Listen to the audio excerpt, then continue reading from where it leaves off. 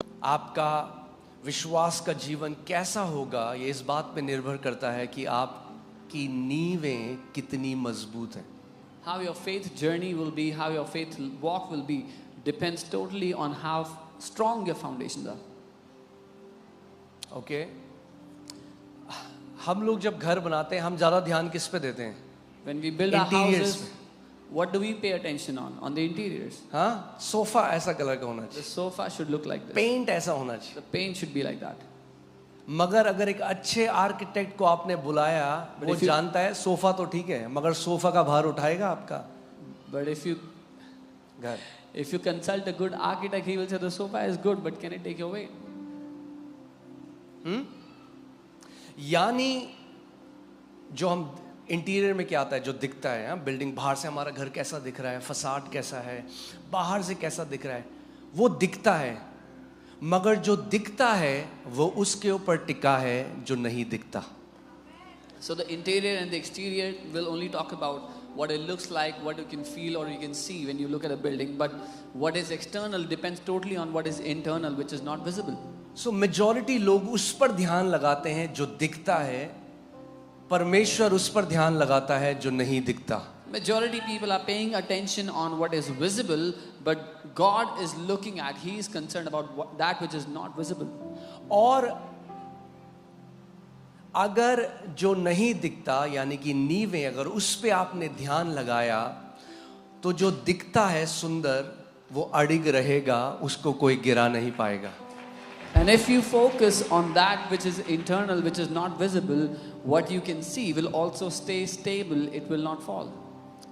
मेरा दिल टूटता है जब मैं इतने सारे मसीहों से मिलता हूं जब एक गलत भविष्यवाणी के वचन ने उनकी पूरी जिंदगी को नाश कर दिया. My heart breaks when I met so many believers and because of one wrong prophecy their entire life was just destroyed. मगर जिस रीति से उन्होंने उस वचन को पकड़ा भविष्यवाणी के, अगर वो परमेश्वर के वचन को पकड़ लेते जो अविनाशी है तो फ्रूट कुछ और होता. But if they took hold of the word of God the way they took hold of a prophetic word, then their life would have been very different. Okay so लगाओ Hebrews 4:12, इब्रानी 4:12. मैं आपको आज कुछ दिखाना चाहता हूं. बोलो, मैं एक आत्मा हूं, मेरे पास प्राण है और मैं एक शरीर में रहता हूं. आप जो हो ना, जो आप हो, आपका स्वभाव, आपका व्यक्तित्व, आपका चरित्र, आपका उठना बैठना, आपका बर्ताव, वो सब आपका सोल है, आपका शरीर नहीं है, सोल है. Your nature, your personality, your behavior, all of that is your soul. अगर आज की भाषा में कहूं तो सॉफ्टवेयर है आपका. Or in today's language, your software. वो सॉफ्टवेयर है आपका. बॉडी आपका हार्डवेयर है. Body is your hardware. Okay so आप जो हो, आपकी पर्सनैलिटी, वो आपका शरीर नहीं है. शरीर के अंदर जो सॉफ्टवेयर रन कर रहा है वो वैसा है. तो आपका सोल जो है ना, प्राण, जिसको हम प्राण बोलते हैं, उस प्राण में आपका व्यक्तित्व, आपका जो अच्छा लगता है नहीं लगता, आपका चरित्र, वो सब कुछ आपके प्राण में है. So in your body is your soul, which is the software behind your personality, your likes, dislikes, behavior, everything. और आपकी आत्मा का तो उद्धार हो चुका है जब आपने मसीह को ग्रहण किया, मगर आपके प्राण का उद्धार नहीं हुआ अभी भी. And your spirit was saved when you received Christ, but your soul has not yet been saved. इसीलिए जो नए मसीह एकदम नए आते हैं और वचन अंदर नहीं है, वो सुनते हैं परमेश्वर से जो वो सुनना चाहते हैं. So that is why new believers, when they come to the Lord, they only hear from God what they want to hear from God. क्योंकि परमेश्वर शरीर से आपके बात नहीं करता, परमेश्वर आपकी प्राण से बात नहीं करता. परमेश्वर किससे बात करता है? आपकी आत्मा से, क्योंकि वो एक आत्मा है. Because God does not speak to your body, not to your soul, but to your spirit, because God is a spirit. अब हर एक मनुष्य का जो प्राण और आत्मा है ना, वो ऐसा इंटरट्वाइंड है, एक डोरी की तरह एक हो रखा है. Now the soul and the spirit of people is intertwined, it's one. तो इसीलिए जब अंदर से उनको वो लगता है तो उनको नहीं पता मैं बोल रहा हूं या परमेश्वर बोल रहा है. Which is why when they feel something from within, they do not know whether it's me or God. अभी मेरे को आत्मा में आ रहा है, मैं आपको बताऊं वो चीज. फ्लीस नहीं लगानी है आप में नए नियम में. क्या नहीं लगानी? फ्लीस नहीं लगानी है. Don't put fleeces in the New Testament, in the New Covenant. क्या आपने पढ़ दिया, गिदोन ने फ्लीस लगाई। फ्लीस लगाने का मतलब पता है क्या होता है? परमेश्वर अगर ये हो जाए तो मैं मान लूंगा ये तेरी इच्छा है, और अगर ये ना हो तो ये तेरी इच्छा नहीं है। बहुत बड़ी गलतियों में पड़ोगे अगर ऐसा करोगे नए नियम में तो। Fleece is like Gideon did. God, if it is your will, give me a sign like this. If it's not your will, give me a sign like that. You'll go into major errors if you do this in the new covenant. ओ प्रभु, अगर वो तेरी तरफ से है तो आज हरा suit पहन के आए वो। Oh Lord, if she is from you, let her wear a green suit today. और फिर वो आके बोलता है पास्टर जी वो हरा सूट पहन के आई। And then he says, Pastor, she was wearing a green suit. और मिलने क्यों आ रहा है शादी के बाद? क्योंकि पीट रही है वो हरा सूट वाला ही उसको। Why is he coming to meet after the marriage? Because now the green suit woman is तो beating him प्रभु ने up. मेरे साथ ऐसा क्यों किया? Why did God do this to me? मैंने कंडीशन लगाई तूने। I said, you put the condition. क्या प्रभु ने बोला हरे सूट की जो लड़की आएगी उससे तू शादी करना? तूने बोला अगर वो हरा सूट पहन के आएगी तो मैं मान लूंगा मेरी बीवी। Did God tell you that marry the woman who's in the green suit? No, you said let her come in the green suit and I'll marry her. Putting fleeces is unbiblical in the new covenant. Fleeces लगाना unbiblical है नई वाचा में, ये शर्तें लगाना। कई लोग खुश नहीं है अभी। Some people are not happy right now. सबको शॉर्टकट चाहिए ना। Everybody wants a shortcut. कौन बैठे अपने प्रार्थना के कमरे में और परमेश्वर से सच में पूछे कि प्रभु तू क्या चाहता है? तो मैं बोल देता हूँ Who wants to sit down in the prayer closet and genuinely ask God? So let me just put. प्रभु अगर तेरी तरफ से है तो दरवाजे खोल दे, अगर तेरी तरफ से नहीं है तो दरवाजे बंद कर दे। Oh God, if it is from you, open the door. If it is not from you, close the door. अरे द्वारपाल है वो। Is he a doorman?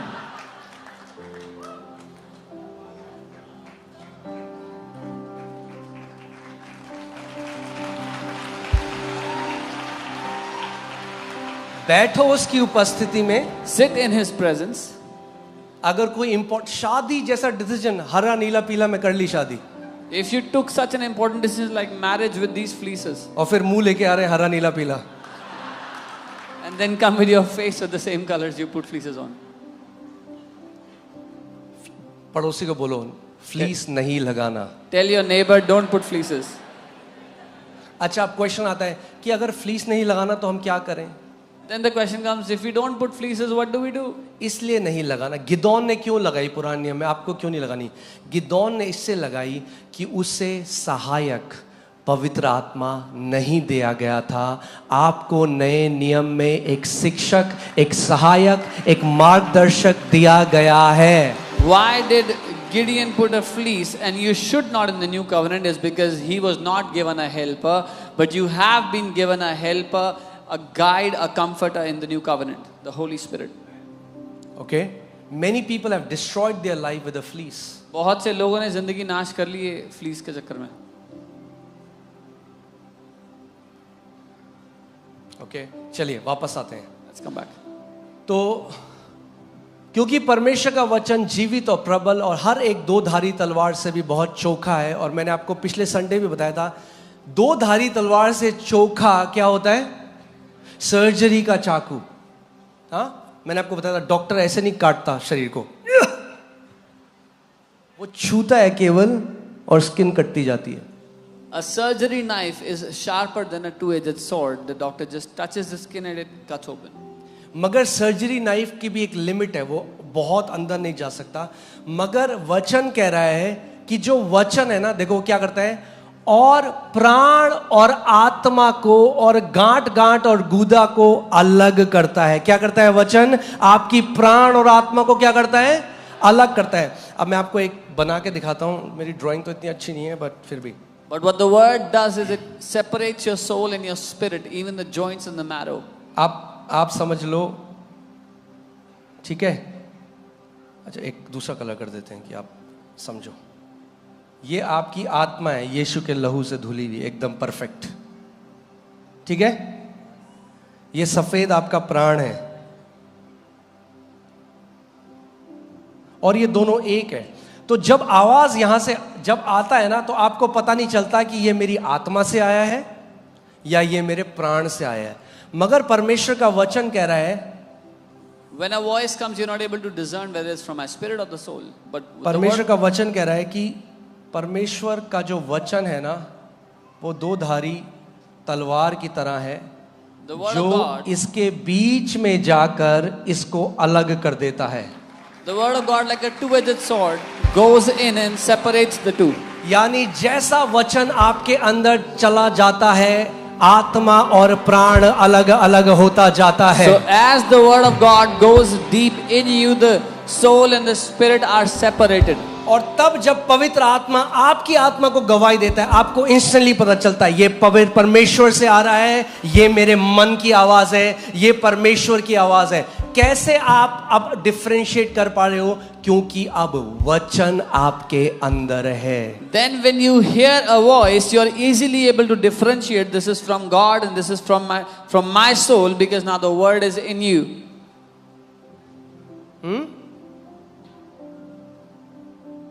कोई आपके सामने रशियन बोले, If somebody speaks Russian, समझ in में front of आएगी? you, will you understand? समझ में आएगी? नहीं। वो कुछ बोले, अब बोले हाँ कुछ बोल रहा था, वो chole bhature. You will say, I was saying something. वो बोले छोले छोले कुछ अपने वर्ड में, आपको लगेगा छोले, वो आपके छोले बोल रहे हैं। तो ऐसे ही परमेश्वर बोल रहा है, मगर आप उसको वो इंटरप्रेट कर रहे हो जो आपको पता है। अब ध्यान सुनो। Similarly, God is saying something else, but you interpret it as what you know or you understand. ऐसे एक अंग्रेज आया, आप उसे हिंदी में बोल रहे हो, उसको हिंदी कुछ समझ में नहीं आ रही। If a foreigner comes, you're speaking in Hindi, he doesn't understand Hindi. आप बोल रहे हो, वो सुन के समझ ही नहीं रहा क्योंकि उसे हिंदी नहीं आती। मगर जब हिंदी की टेक्स्ट में जाएगा और पढ़ेगा ओ आ क ख ग घ, जब जो लिखा हुआ है वो अंदर जाने लग जाएगा तो सुनना समझ में आने लग जाएगा। But when this person will go into the script of Hindi and start to learn Hindi, when the text goes in him, what is written goes in him, he will start to understand what is being spoken. कितने लोग समझ रहे हैं मेरी बात को? लिखित वचन जो है आपको एबिलिटी देता है सुनने की परमेश्वर से। अगर वचन अंदर नहीं तो कुछ भी अपने हिसाब से इंटरप्रेट कर लोगे। The written word gives you the ability to hear. If the word is not in you, you will interpret whatever you want to do.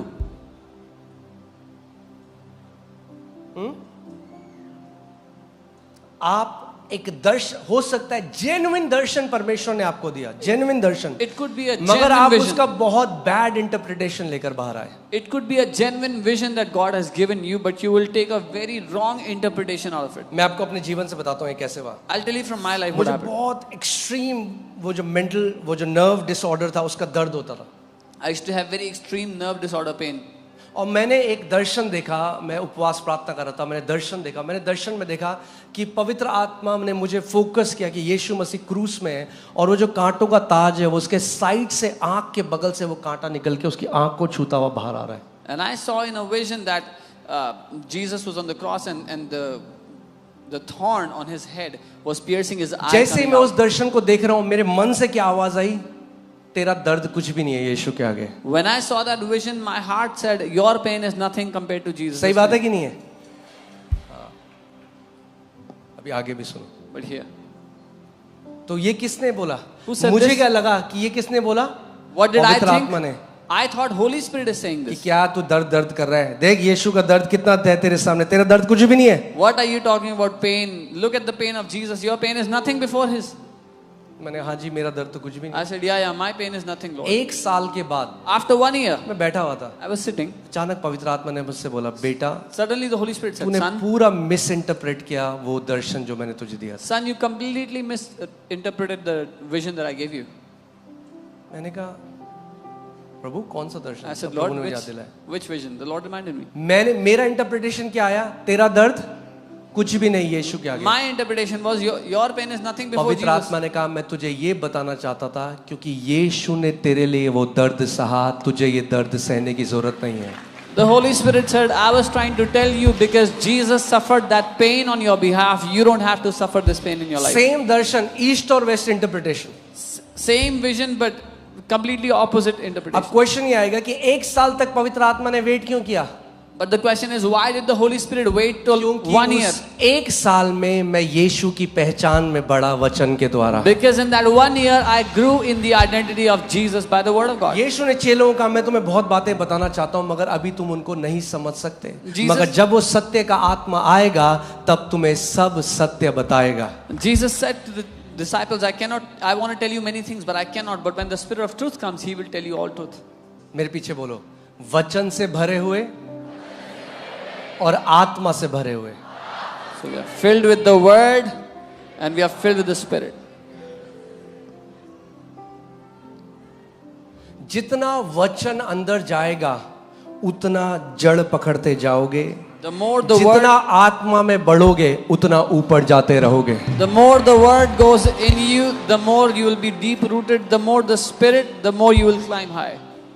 उस पेड़ की तरह बन जाओगे जो ऊपर जाता जा रहा है और जिसकी जड़ें नीचे जाती जा रही हैं। You'll be like that tree that is rising up, climbing higher and higher, and its roots are going deeper and deeper.